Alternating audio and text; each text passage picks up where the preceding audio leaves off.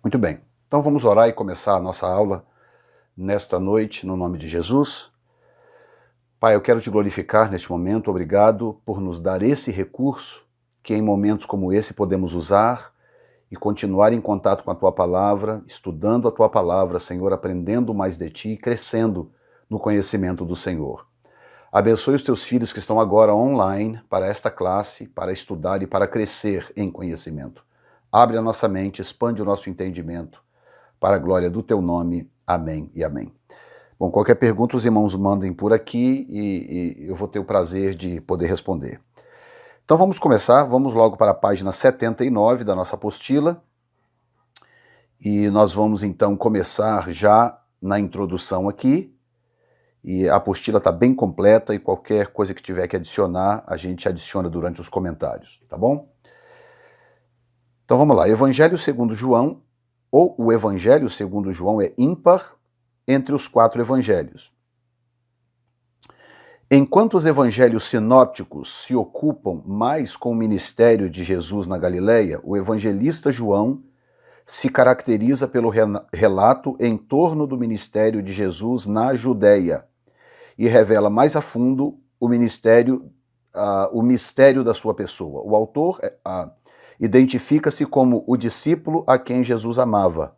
Segundo testemunhos muitos antigos, os presbíteros da igreja da Ásia Menor pediram ao venerável ancião e apóstolo João, residente em Éfeso, que escrevesse este evangelho espiritual, para contestar e refutar uma perigosa heresia concernente à natureza, pessoa e deidade de Jesus, propagada por um certo judeu de nome Serino. Bom, como você já sabe, o evangelho de João ele é realmente um evangelho incomum, ele não se associa aos outros 3. Os outros 3 são sinópticos, eles estão muito focados no que Jesus fez na Galileia, e eles estão focados em contar a história, né, de Jesus, de fazer uma sinopse da vida de Jesus. O Evangelho de João, além do que diz a apostila, que é o fato de João estar muito mais focado na Judéia, ele também prioriza o discurso, ou os discursos de Jesus, ao invés da história em si, né? As andanças, as idas e vindas e tal. Claro que tem alguns relatos, né, de lugares que Jesus foi e etc., e coisas que Jesus fez, mas não é o foco do livro. O foco do livro são as palavras de Jesus e aquilo que ele executou enquanto estava na Judéia. Outra coisa curiosa a respeito do Evangelho de João, que nós vamos ver daqui para frente, sendo João o discípulo, o apóstolo, o autor desse evangelho, portanto, o apóstolo João escreveu 5 livros no Novo Testamento, tá? Depois de Paulo, foi o escritor que mais escreveu livros. Paulo escreveu 13 cartas, já que não podemos confirmar que Hebreus é de autoria de Paulo. Paulo escreveu 13 cartas e o apóstolo João escreveu 5, tá? 5 escritos, sendo um evangelho, o Evangelho segundo João, 3 epístolas, 1º, 2º e 3º João, e o livro do Apocalipse. Então, o Evangelho, as 3 epístolas e o livro do Apocalipse são os 5 livros escritos pelo apóstolo João, apóstolo do Senhor Jesus, e conhecido como o discípulo a quem Jesus amava, tá? Ele era filho de Zebedeu e irmão de Tiago, não Tiago, o Tiago irmão de Jesus, o Tiago apóstolo, que estava entre os 12 originais, ok? O tema do livro João escreveu para provar que Jesus era o Cristo, o Messias prometido para os judeus, e o Filho de Deus para os gentios. Tinha em mente levar os seus leitores a crer em Jesus, a fim de que, crendo, tivessem vida em seu nome.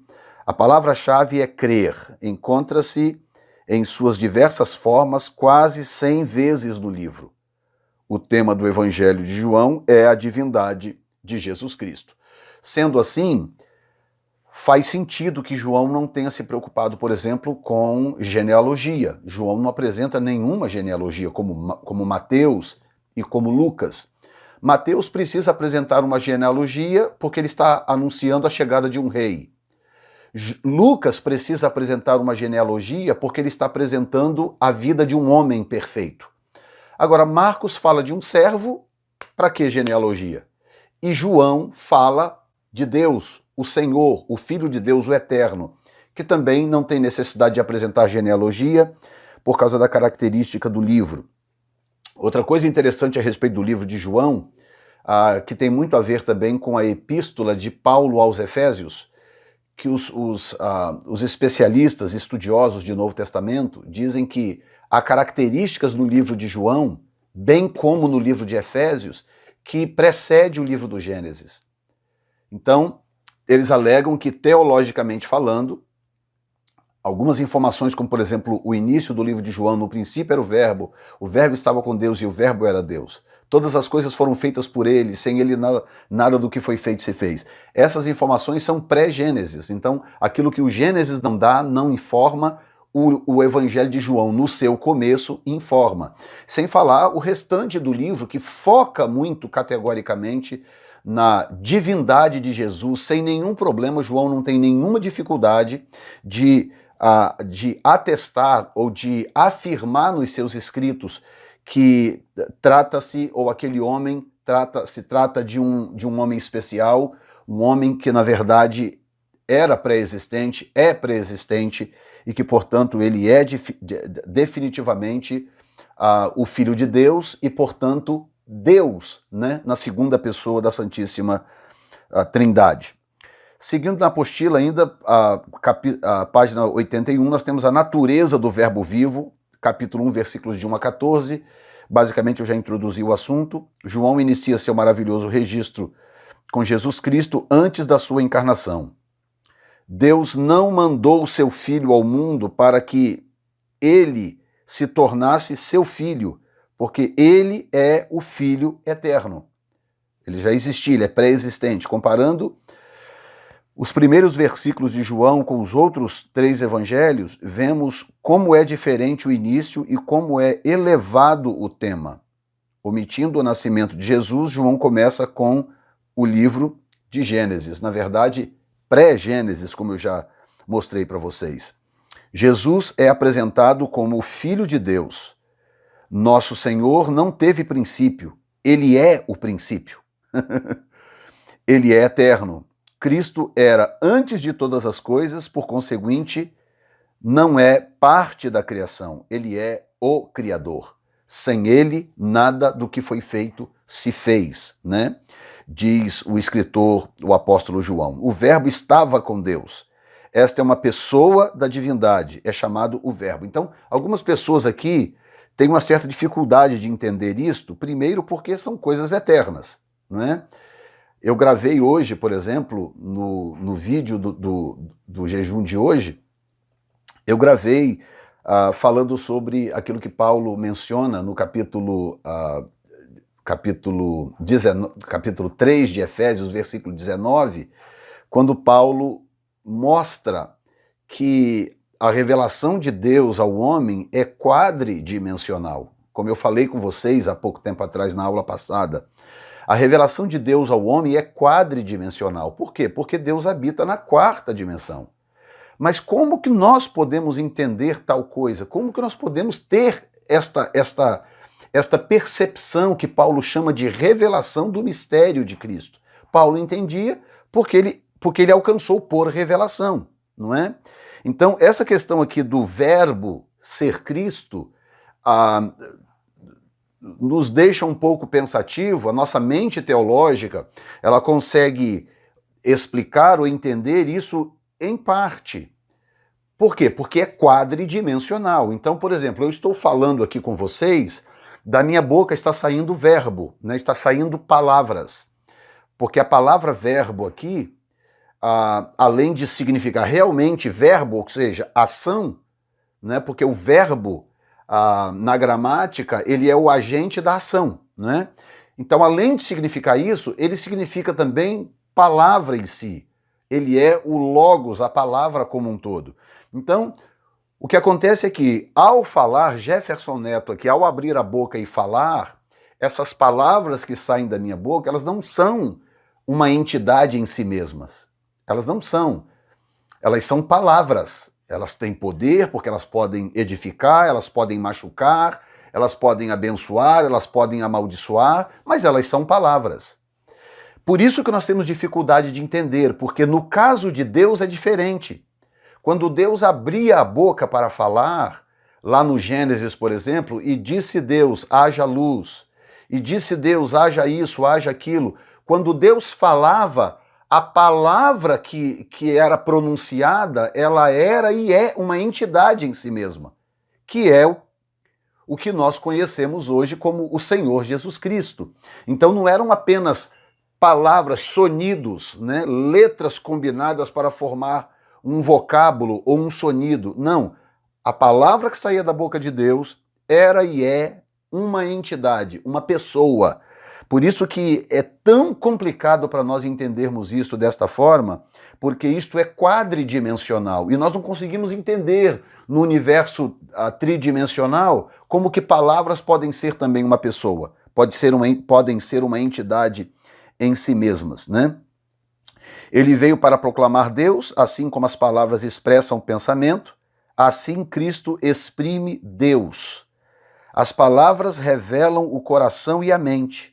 Assim Cristo expressa, manifesta e mostra Deus. Jesus disse a Filipe: se vós me tivesseis conhecido, conheceríeis dele. A vida estava nele e a vida era a luz dos homens. Sim, ele fez carne e habitou entre nós. Ele se fez carne e habitou entre nós. Essas são as informações completas de que Cristo é o Deus verdadeiro, a luz do mundo, o proclamador de Deus, o batizador do Espírito Santo, ou batizador com o Espírito Santo. Então, é algo muito profundo que não dá para nós desmembrarmos muito além do que eu estou mostrando para vocês de forma panorâmica, porque a nossa dimensão é que é limitada para compreender isto. Mas eu concluo dizendo o seguinte: o universo de Deus é tão amplo, é tão magnífico e tão maravilhoso, que Deus pode não só fazer tudo o que quer, ele pode não apenas fazer tudo aquilo que ele quer, por causa do seu poder, mas ele pode ser tudo aquilo que ele quiser. Então, é uma dimensão onde não há limites, não há... Só o fato de você imaginar um Deus que eternidade afora, quer dizer, nós não sabemos em que ponto da eternidade Deus criou os anjos, por exemplo. Muito menos em que ponto da eternidade Deus criou o universo. Principalmente porque eternidade não pode ser medida. Eternidade é um momento que nunca passa.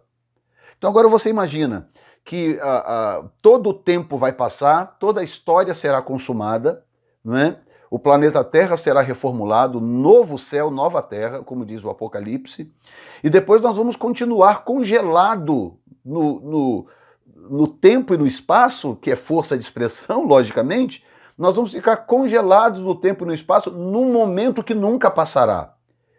E Deus continuará sendo o mesmo perpetuamente, sem sofrer nenhum tipo de mudança. Então,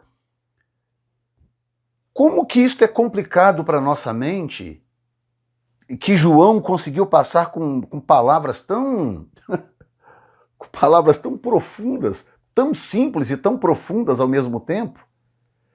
Ele conseguiu traduzir isso dessa forma. No princípio era o verbo, a palavra, o verbo estava com Deus e o verbo era Deus. Todas as coisas foram feitas por ele. Sem ele, nada do que foi feito se fez.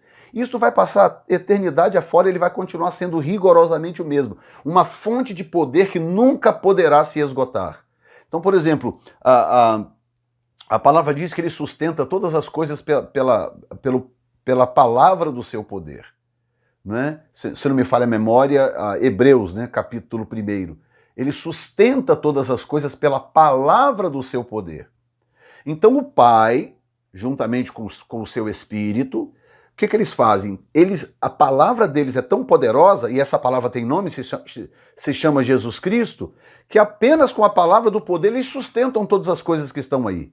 Você imagina agora quantas galáxias, quantas estrelas, quanto isso, quanto aquilo, o tamanho do universo que não para de se expandir. Os cientistas não conseguem dizer que o universo se limita ao tamanho que é possível ser observado. É tudo muito grande, é tudo muito intenso. E Deus sustenta tudo isso sem precisar mover a mão. Ele não precisa estender a mão para fazer algo, basta ele pronunciar palavras, porque elas são tão poderosas, que elas produzem coisas por si mesmas.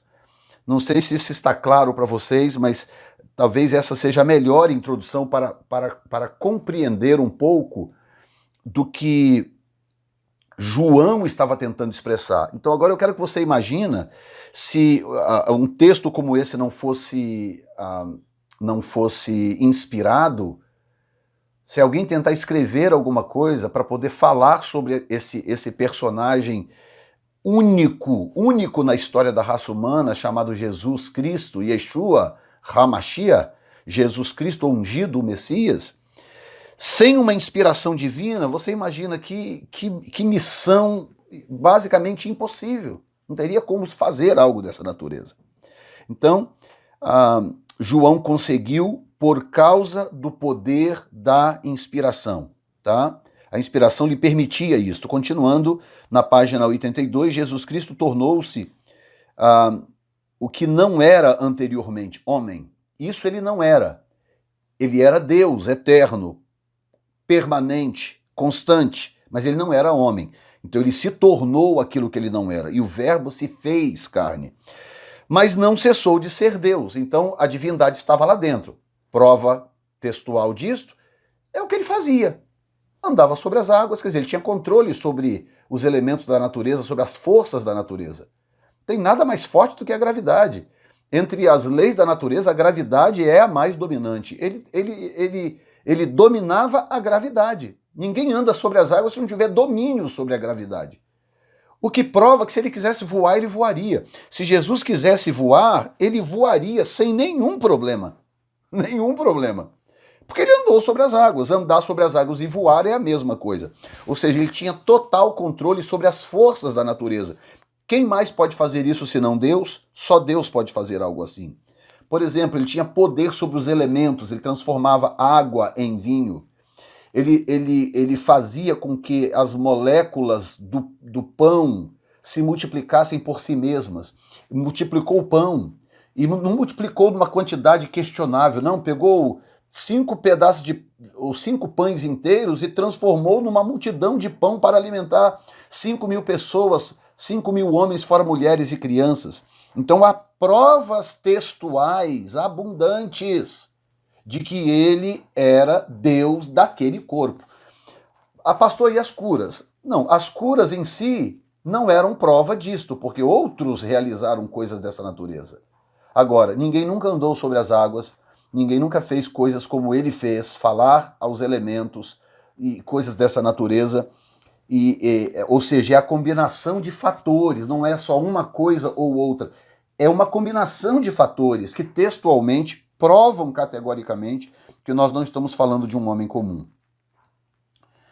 Era Deus homem, durante 33 anos, viveu neste mundo num tabernáculo de carne. O homem pecara e perdera a imagem de Deus. Por isso, Cristo, a imagem do Deus invisível, como diz Colossenses 1,15, veio habitar com o homem. Não podíamos ver a Deus. Por isso, o Filho unigênito, que estava no seio do Pai, veio torná-lo conhecido de nós. E aí volto de novo àquilo que disse o Senhor Jesus, disse para os seus discípulos, né? Como assim? Eu estou há tanto tempo convosco e não me conhecestes? Quem me vê a mim, vê ao Pai. Então, era uma consciência tão plena que ele tinha de que ele e o Pai eram exatamente as mesmas pessoas, que ele dizia coisas dessa natureza. Então, eu queria dizer para vocês o seguinte, quando nós falamos de Jesus, não dá para você ficar em cima do muro. Ninguém pode ficar em cima do muro. Por incrível que pareça, existem religiosos hoje em dia que questionam a divindade de Jesus. A divindade de Jesus vem sendo questionada e já tem um certo tempo. Só que o que eu quero dizer é o seguinte, não dá para ficar em cima do muro quando o assunto é Jesus.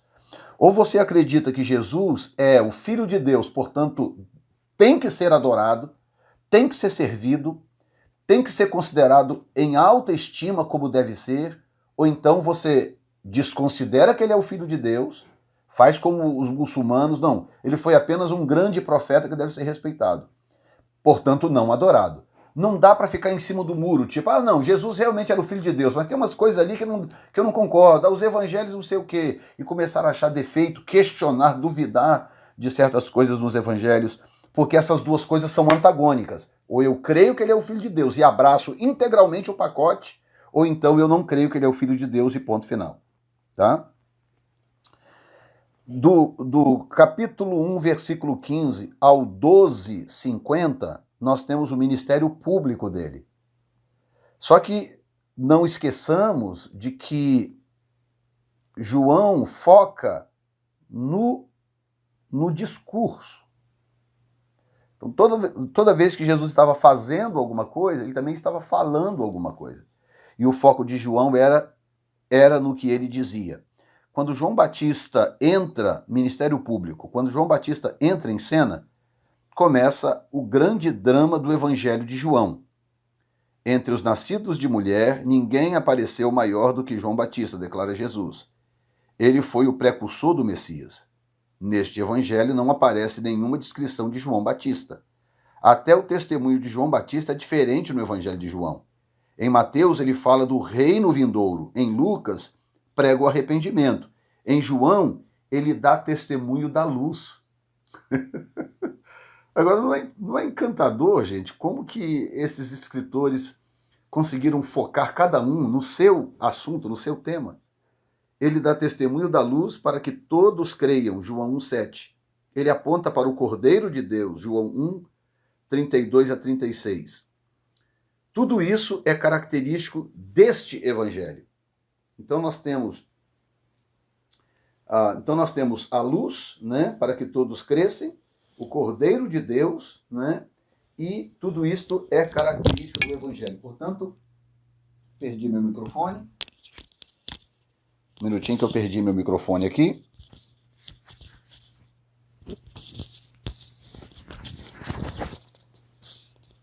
Ok? Deixa eu ver.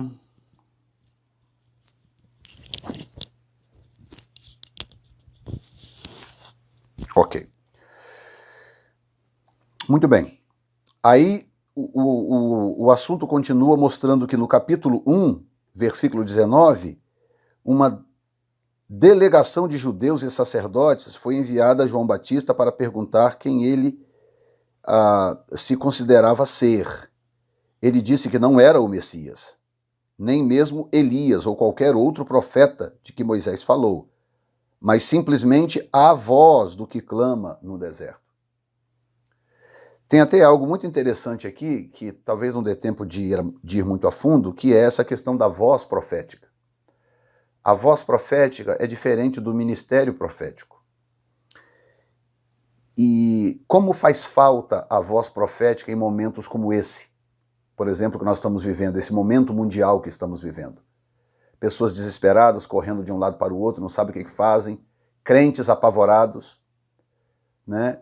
É como se a nossa fé fosse tão frágil que na hora do teste prático, pouca gente passa no teste.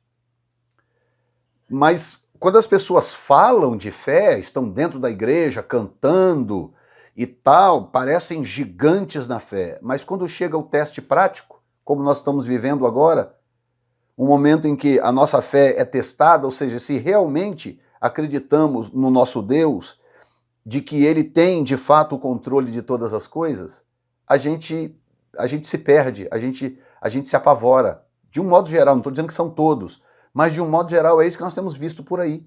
Confusão, gente atacando gente, líderes atacando líderes, e uma confusão tremenda, porque as pessoas não sabem em que direção caminhar. A fé é muito frágil. Entende? E isto é realmente algo sério, porque o que João Batista veio fazer, ele não veio como o profeta da nação de Israel, ele veio como uma voz profética. E a voz profética muitas vezes é temporária, né? Como no caso de João Batista. Por isso que ele tinha que morrer. Quando terminou o tempo da sua voz profética, que era anunciar para a nação o propósito de Deus para aquela geração, quando terminou, o Senhor tinha que levá-lo. Ele não podia ficar por ali zanzando, com Jesus realizando o ministério dele e João Batista por ali zanzando de um lado para o outro. Não, terminou o propósito dele. Ele tinha que realmente partir e deixar que o Senhor brilhasse, porque, afinal de contas, foi ele mesmo que disse, né? Importa que ele cresça e que eu diminua, e, portanto, é o que estava acontecendo. O Senhor estava agora crescendo e João Batista diminuindo. E o texto continua nessa parte aqui. Deixa eu voltar só um pouquinho.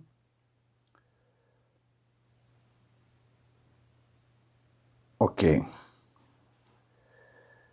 Ainda na página 82, no final, no último parágrafo, diz: no dia seguinte, ao ver Jesus, João Batista aponta para ele e diz: eis o Cordeiro de Deus. Eis o Cordeiro de Deus, versículo 29. Essa foi a mensagem que ardia no coração de João Batista e que com grande ênfase proclamou ao povo: Jesus é o Cordeiro de Deus. Finalmente, João Batista indica outro sinal. Ele considera o Messias porque viu o Espírito descer e pousar sobre ele. E acrescenta: vi e tenho testificado que ele é o Filho de Deus. João capítulo 1, versículo 33. Ou seja, João não estava atirando ao vento, João não estava falando pelos cotovelos, ele não estava se precipitando. Deus deu a ele um sinal e disse: olha, espere, porque um dia você vai ver o Espírito descendo em forma corpórea de pomba e repousando sobre uma pessoa. Quando você vê, aquele é o Messias. E João esperou até que acontecesse. Você vê, João já estava com quase 31 anos de idade, quando ele viu aquilo acontecer, e então abrir a boca e profetizar. Os versículos 35, página 83 agora, os versículos 35 a 51, mencionam a primeira visita de Jesus à Judéia e os primeiros discípulos. Pela segunda vez, versículo 36, João Batista aponta Jesus como o Cordeiro de Deus. E dois dos seus discípulos, André e Simão Pedro, de imediato seguem a Jesus e tornam-se seus discípulos. No segundo capítulo ocorre o primeiro milagre de Jesus, ele transforma água em vinho. Através deste e de outros sinais, Jesus manifesta a sua glória e os seus discípulos se convencem da sua divindade. Ele fala e acontece. Né? Este foi um dos grandes fatores que produzia fé no coração deles. Este foi o primeiro sinal para provar que Jesus era o Messias. Então, olha que coisa tremenda, né? Talvez se perguntar para os estudiosos da Bíblia, 100 estudiosos da Bíblia, por que João Batista era um homem especial? Talvez cada um vai dar um parecer, né? Eu acho que ele era especial por isso, por aquilo e assim. E Jesus disse, né, que dentre os nascidos de mulher, João Batista era o maior de todos. E olha que Jesus era nascido de mulher, Jesus também era nascido de mulher. Mas ainda ele diz, dentre os nascidos de mulher, ninguém é maior do que esse. Só que Jesus sabia que eterno era só ele. Ele era o único eterno, anteriormente eterno. João Batista era grandioso e o maior dentre os nascidos de mulher, dentre os normais, os homens normais. Mas aqui é que vem, na minha opinião, dentre tantas outras coisas, o que tornava João Batista espetacular e incomum era atitudes como essa que ele teve. Jesus chegou e disse, olha, esse aí é o Cordeiro de Deus que tira os pecados do mundo. Aí os discípulos que estavam com ele, né, falaram, opa, então é esse? Então estou indo atrás dele, estou indo com ele. Né? Filipe e André, estou indo com ele. É ele o Messias? É, ok, estou indo com ele. Abandonaram João Batista, que era o mestre deles, e foram atrás de Jesus. E aí o que acontece? Alguns vieram a Jesus, a João Batista, e tentaram usar isto contra o ego de João Batista. Só, olha, o pessoal está te abandonando aí, está indo atrás daquele cara que você batizou e aquele que você anunciou aí e tal. Outra coisa, eles estão batizando mais gente do que você. E começaram a instigar João Batista para que o Satanás encontrasse um espaço nele para suscitar o ciúme. João Batista vira e fala assim: vocês estão por fora. Estou parafraseando, né? Vocês estão por fora, vocês não entenderam nada. Importa que ele cresça, gente. Importa que ele cresça e que eu diminua. Agora, irmão, sinceramente, quantas pessoas nós conhecemos que seria capaz de dizer isso do outro? Ah, você sabia que a igreja do fulano ali está crescendo mais do que a sua? Ou você sabia que fulano está pregando melhor do que você? Quantos de nós teria coragem de dizer, importa que ele cresça? Importa que ele cresça, que eu diminua. Deixa Deus fazer do jeito que ele achar melhor. Deus sabe por que ele colocou o fulano no cenário mundial ou nacional e não o ciclano, e não eu. Deus sabe por quê. Eu confio que ele é Deus e que ele tem o controle de todas as coisas? Será que eu confio mesmo que Deus, nesse exato momento, enquanto o coronavírus circula por aí, nesse exato momento Deus continua no controle de todas as coisas? Será que eu acredito realmente nisso? Se eu acredito, eu vou mostrar isso na prática no dia a dia. É na prática que eu tenho que mostrar essas coisas. Muita gente não consegue. Então nós temos ainda no terceiro parágrafo da página 83, só havia um lugar onde Jesus poderia iniciar o seu ministério, Jerusalém, a capital. Na noite anterior à Páscoa, Jesus entra no templo e, tomando um açoite de cordas, como símbolo da sua autoridade, purifica o templo, que ele declarou ser a casa do seu pai. Por este ato, confirma ser ele realmente o Filho de Deus. Quando os dirigentes pediram um sinal que provasse a sua autoridade para purificar o templo e expulsar os cambistas, ele diz, destruí este santuário e em 3 dias o reconstruirei. Os judeus ficaram chocados porque tinham levado 46 anos para construir o santuário. Ele, porém, se referia ao santuário do seu corpo, João 2, 19 a 22. A suprema prova da divindade de Cristo foi a sua ressurreição. Agora, veja bem, claro que nós não vamos ter condições de ler toda a apostila na aula de hoje. Também não é esse o propósito. Mas há algo no Evangelho de João que eu quero que você entenda. Porque nenhum dos outros 3 sinópticos consegue mostrar isso que eu vou te revelar agora. Jesus veio para morrer pelos nossos pecados. Ele veio para a nação de Israel, né? Veio para o que era seu, mas os seus não o receberam. E aí ele abre então a porta, Deus abre a porta para os gentios serem recebidos na família. Então Jesus veio para pagar pelos nossos pecados. Só que Jesus era tão poderoso, Jesus era tão extraordinário como homem, que se ele não arquitetasse a sua própria morte, ele nunca morreria. Ninguém teria condições de pegar Jesus e levá-lo para a morte. Ele tinha que desenvolver um comportamento que fosse gradativamente causando uma comoção social e religiosa a ponto de provocar a sua própria morte. O livro de João mostra isso de uma forma simplesmente espetacular.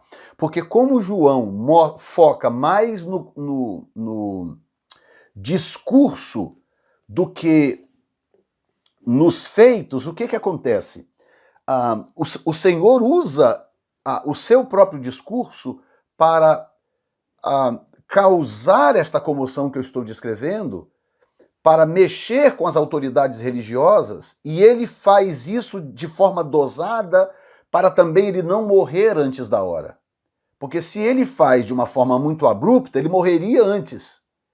Então o que ele faz? Ele bate e assopra, ele bate e assopra, ele provoca e se retira, provoca e se retira.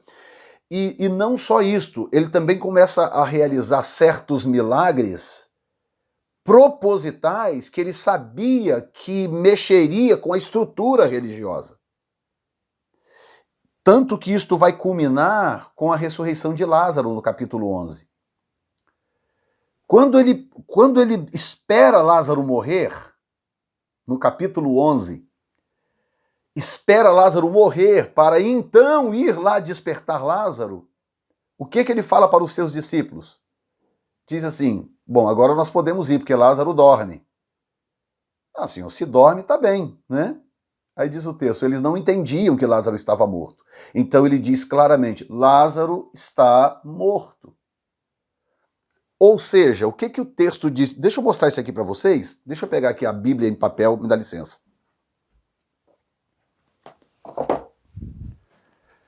Porque eu não quero sair aqui da página em que eu estou, no tablet. Olha só que coisa interessante, gente, isso aqui. Quando chega no capítulo 11, a gente ainda vai voltar ainda um pouquinho, mas eu preciso que vocês peguem isso aqui, tá? Quando chega no capítulo 11, que Lázaro,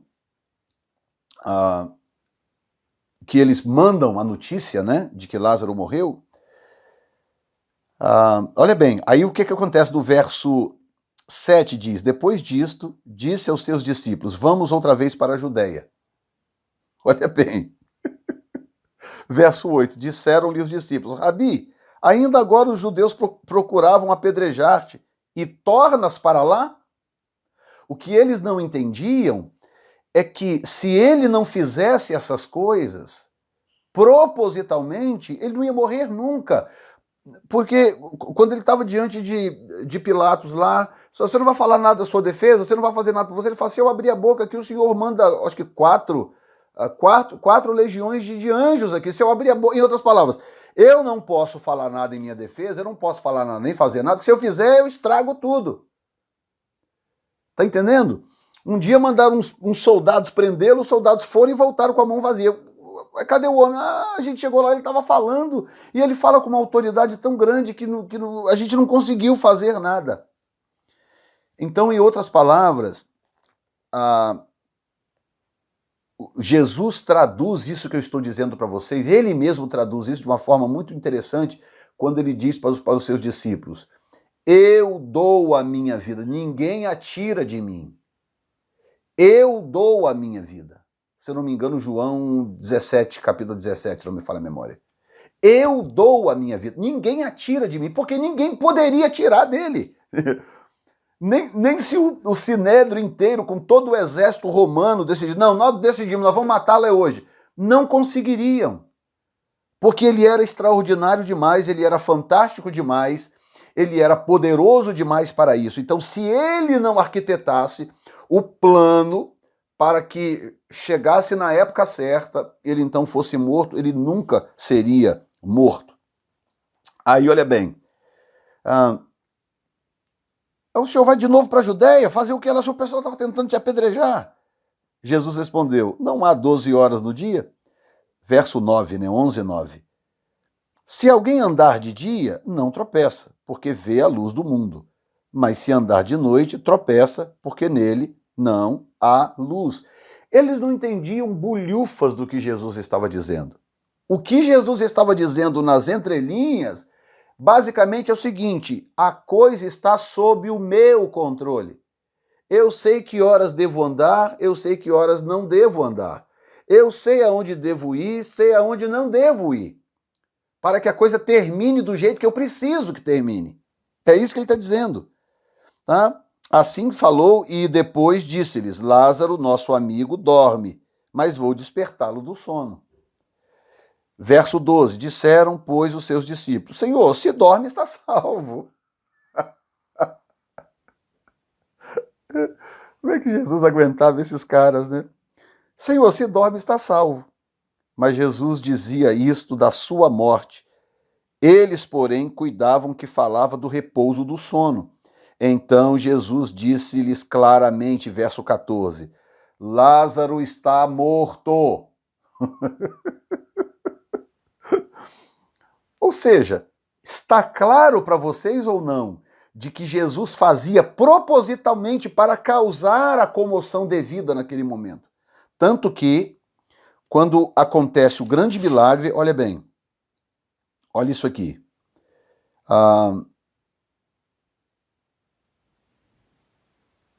No versículo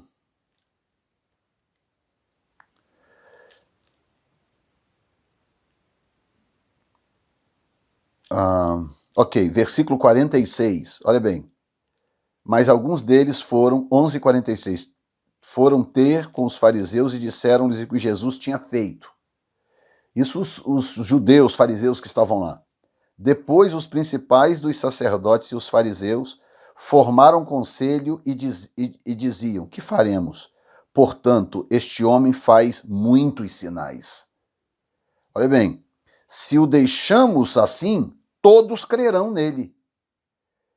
E virão os romanos e tirar-nos-ão o nosso lugar e a nação. E Caifás, um deles, que era sumo sacerdote naquele ano, lhes disse: vós nada sabeis, nem o considerais como nos convém que um homem morra pelo povo e que não pereça toda a nação? Ora, ele não disse isso de si mesmo, mas sendo o sumo sacerdote, naquele ano profetizou que Jesus deveria morrer pela nação. E aí você continua lendo e você vai ver que depois da morte de Lázaro, começou a trama da morte. Então, se Jesus, quando chegaram lá em Jesus, Senhor, Lázaro, teu amigo, está doente. Ah, perfeitamente. Deixa eu dar um pulo lá. Jesus fosse lá, curasse Lázaro, sei lá, câncer, qualquer coisa, pneumonia, seja lá o que fosse. Curasse Lázaro. Ora, quantos outros que ele já tinha curado antes? Quantos outros que ele já tinha curado? Muitos outros. Então, para ele não tinha nenhuma dificuldade de ir lá fazer esta cura e a vida continuava. Então ele sabia que ele não podia ir curar Lázaro por causa disto, porque a cura de Lázaro não ia causar esta comoção que vocês estão vendo aqui. Porque foi a partir dessa ressurreição que eles começaram então a tramar a morte dele. Inclusive eles queriam matar o próprio Lázaro. Eles queriam matar a evidência do milagre. Agora vocês imaginam o quão difíceis ou incrédulas eram essas pessoas, para vocês terem uma noção. Vamos para a página 87, porque já muita coisa coberta aqui, então eu vou ficar repetindo se eu ficar lendo tudo isto para vocês, tá bom? Eu estou vendo que vocês estão todos quietinhos aí, me dá um sinal se está todo mundo ok, entendendo, todo mundo ouvindo, se alguém tem alguma pergunta, se alguém quer cantar um hino aí, declamar uma poesia, me deixa saber aí, por favor. Tá bom? A gente dá uma pausa em 5 minutos, nós vamos dar uma pausa. Você vai lá, toma o seu cafezinho, vai no banheiro, tá? Eu vou precisar de uns 10 minutos pelo menos, e aí eu volto em seguida. Eu vou deixar inclusive a linha aberta aí no canal, e para você não ter que reconectar de novo. Tá bom assim? Então vocês confirmando que está tudo ok, nós continuamos aqui na página 87, que diz o ministério particular, do capítulo 13 ao capítulo 17, tá? Quando termina o capítulo 11, que começa toda essa comoção, né? As pessoas pensando agora como que iriam matar Jesus, como que iriam de novo matar Lázaro, e aquela coisa toda, começa essa comoção que eu acabei de descrever, que foi provocada por ele, pelo próprio Senhor. Aí o que acontece? No capítulo 12, vem aquela experiência de Maria ungindo os pés de Jesus. Agora, olha bem, o livro de João começa com o relato inicial que nós já falamos, passa aí desses primeiros capítulos mostrando alguns milagres, sempre com muitos discursos. Quem tem Bíblia aí com as letras vermelhas, né, as palavras de Jesus em letras vermelhas, pode folhear aí esses capítulos aí que você vai ver que praticamente quase tudo vermelho, que é Jesus falando coisas, tá? Aí quando chega no capítulo 11 acontece esse milagre extraordinário, aí no 12 acontece a experiência de Maria ungindo os pés de Jesus. Você conhece a história, a mulher vem, unge os pés, enxuga com os cabelos e tal, aí vem gente reprimi-la, repreendê-la e tal, e Jesus diz o quê? Jesus diz, olha, não faça isso, porque ela está me preparando para o meu sepultamento, tá? No versículo No versículo 7 diz assim, capítulo 12, versículo 7. Isso logo depois dele ter provocado aquela comoção com a ressurreição de Lázaro.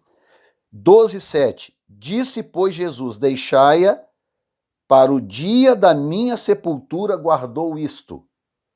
Porque os pobres sempre o tendes convosco, mas a mim nem sempre tendes.